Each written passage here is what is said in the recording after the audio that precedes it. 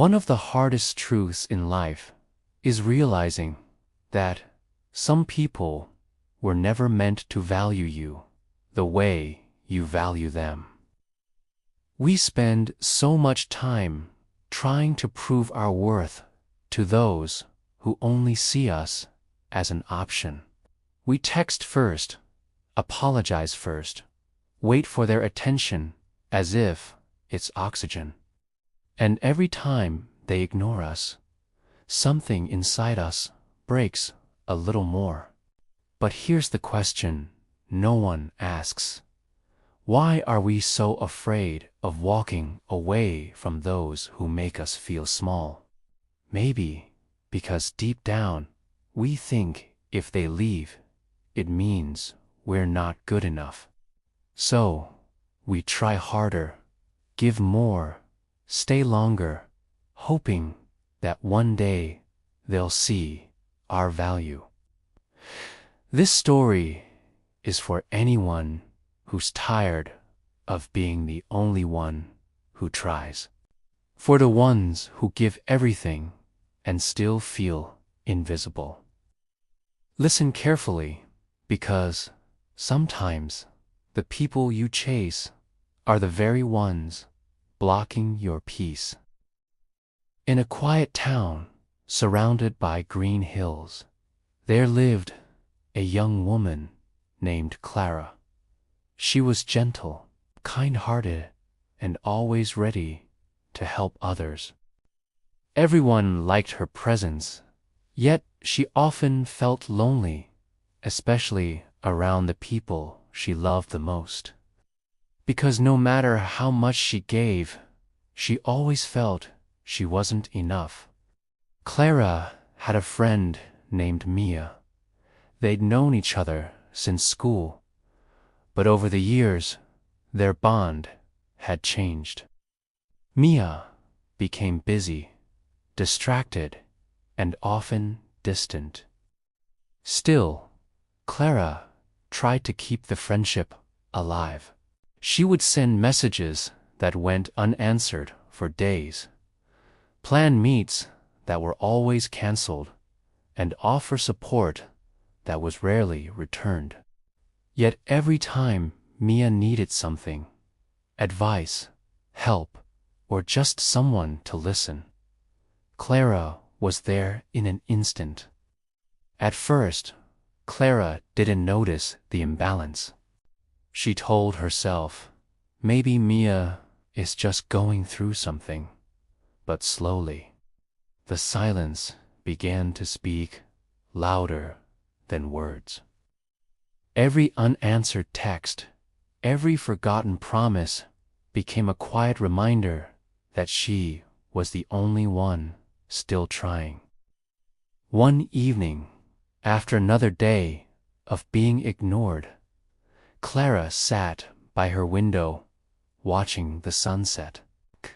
The sky was painted in gold and crimson, but her heart felt heavy. She whispered to herself, maybe if I become better, more interesting, more confident maybe, then she'd care.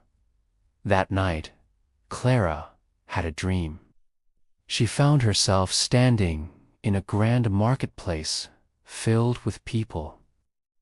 Everyone held glowing lanterns, each one shining at different brightness. When Clara looked down, she saw her own lantern, bright, warm, alive. But as she walked around, she noticed something strange. Each time she tried to hand her lantern to someone else, its light dimmed. In her dream, Clara wandered deeper into the marketplace, searching for someone who would appreciate her light.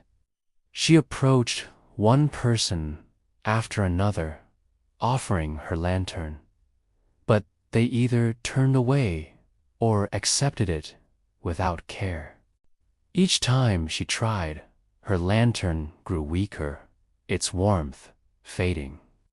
Then, from a distance, she noticed an old man sitting quietly beside a fountain. Unlike the others, he wasn't holding a lantern at all. Curious, Clara walked up to him and said, "Why aren't you carrying one like everyone else?" The old man looked at her and smiled. "Because I learned long ago that no one can keep my light alive but me." Clara frowned.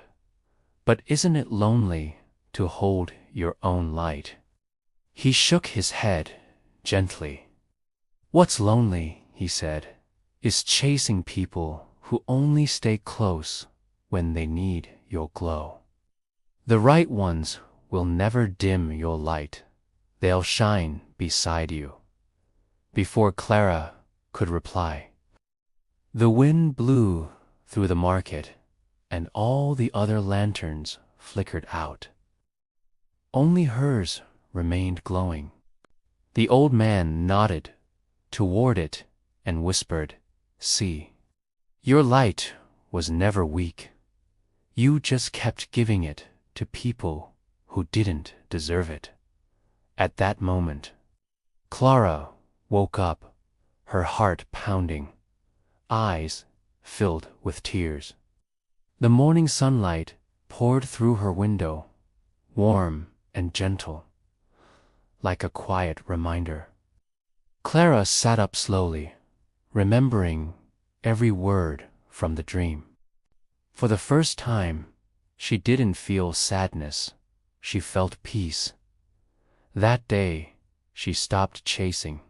She stopped explaining her worth to those who never tried to understand it.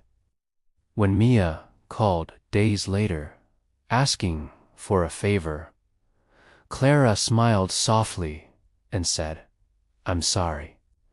I can't today." No anger, no guilt, just calm acceptance. Weeks passed, and Clara began spending time with people who appreciated her presence. The laughter felt lighter. The silence felt safe. She started painting again, reading again, rediscovering the parts of herself she had neglected while waiting for others to see her value. One evening, she walked past the same window where she once whispered, "Maybe I'm not enough." This time, she smiled and said, "I was always enough. I just forgot to see it." Remember this: when you stop running after those who don't value you, you create space for those who truly will. Your worth isn't measured by who stays. It's revealed by who you become when you stop chasing. Never hand your light to those who can't see its glow. Let it shine.